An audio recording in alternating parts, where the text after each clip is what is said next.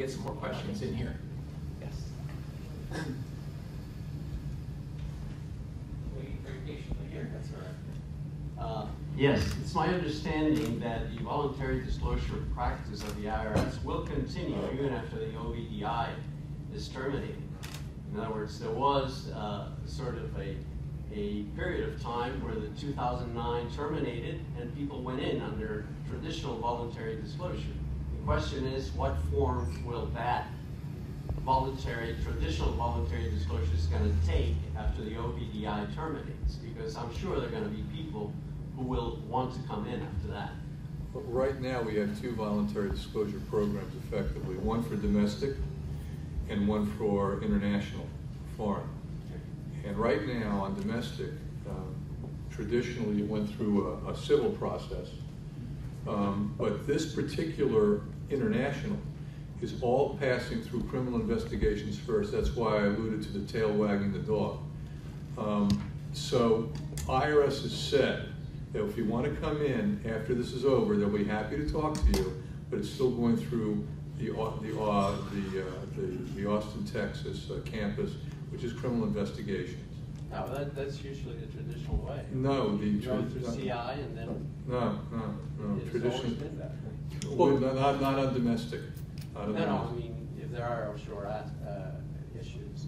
Well, the way go ahead, Dennis. the way we did it before 09, the former territory director, area director, what we used to do, Rod here, what we used to do is I would actually pick up the phone and call him and say, Rod, who's now retired, I'd say, Rod, I have a client with that either hasn't filed returns or there's returns that are not truthful, and we would have a meeting with Rod, with a representative from CI who would generally be a special agent in charge or assistant special agent in charge.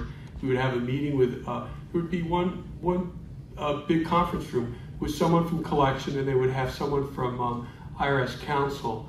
And I would tell them about my client without saying who my client is. I would say, you can make, whatever the truthful facts are, my client's 50 years old, he has income he didn't report, it complies with the criteria, it's not illegal income, he's not being compelled to turn it over, he's not being sued, blah, blah, blah. Dennis, what do you think is going to happen after? So I think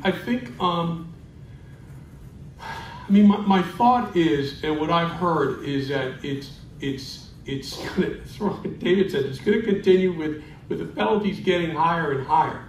So I think we'll continue. I know my office, and I haven't just chatted with my partner about it, but I think what we will do is we'll continue to write the letter and hope that the penalties are going to be not that onerous. We'll continue to write the letter, and then they're going to have to eventually come out with some type of criteria. Because the way it worked before, it was really ad hoc. It was a conversation, but what this has done now is it's giving you a definitive answer. So that's my best guess is that it'll go on the same way, but the numbers will increase. I'm curious what you all think. Well, the program that you're talking about was a Rev Proc that set out the guidelines, and it worked exactly. Just talking about the IRS manual. Yeah. So, and when you showed up there was a representative from each division that was there, and then you would go through the formality to make sure you pre-qualified. They would give you a conditional letter that said, if everything that you presented at the meeting turns out to be the truth, then we will waive going after your client criminally. And then you would identify the client at that point.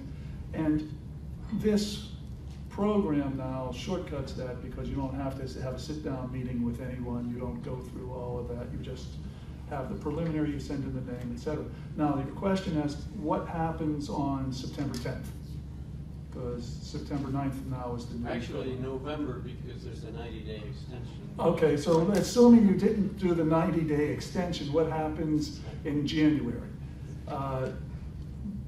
Right now, what's being discussed is that you would continue to fill out the forms as if you were in the voluntary disclosure program.